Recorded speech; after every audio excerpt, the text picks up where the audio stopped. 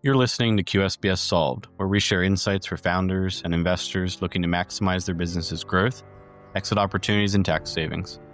Our team at QSBSrollover.com offers specialized services to help you benefit from owning qualified small business stock.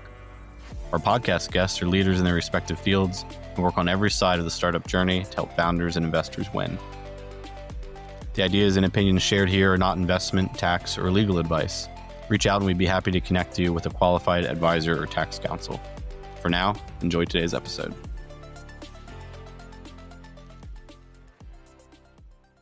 Today on QSBS Solved, we're tackling some of the most common and most important questions about qualified small business stock, or QSBS.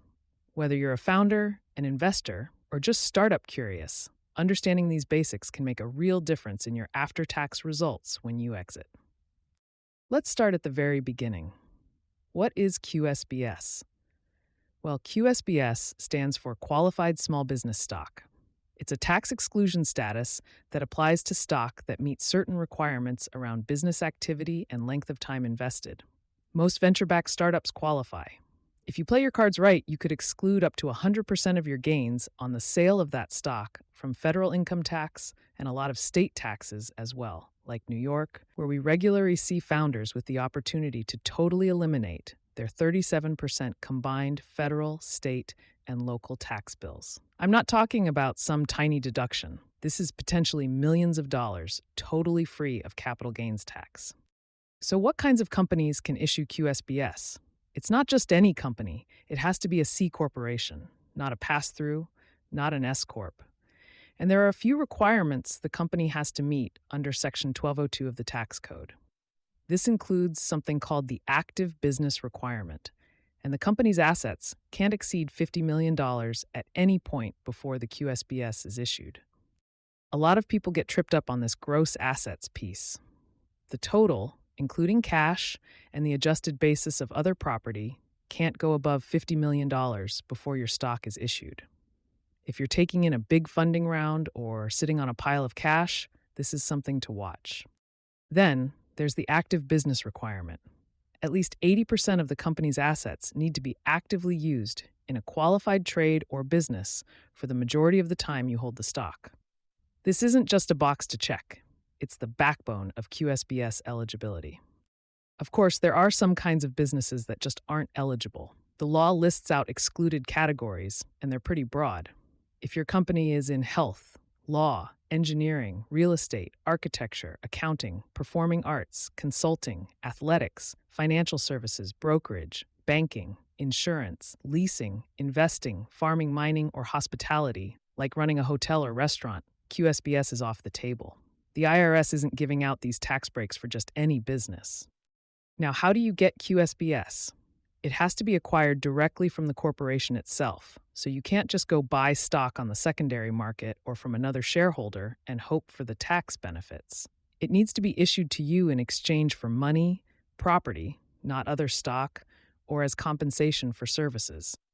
Think founders' shares or early employees' stock when they exercise while the company is still small.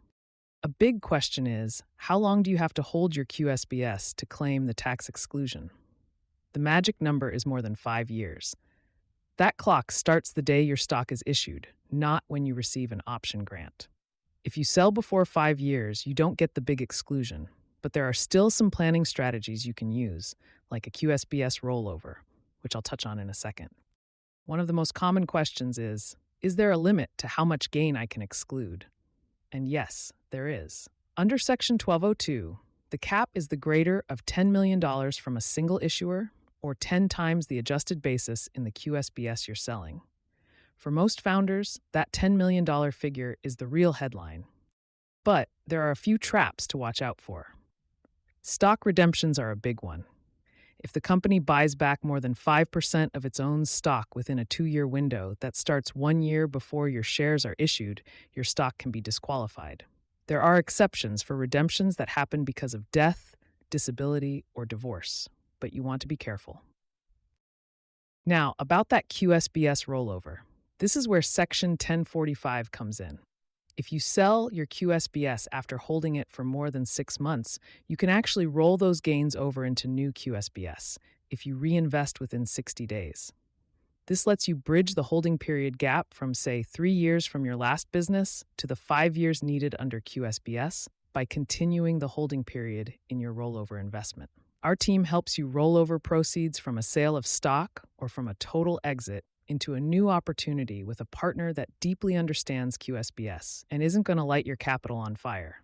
Our QSBS rollover options focus on legal defensibility, profitability, and ease so that protecting your gains post-exit is as seamless as possible.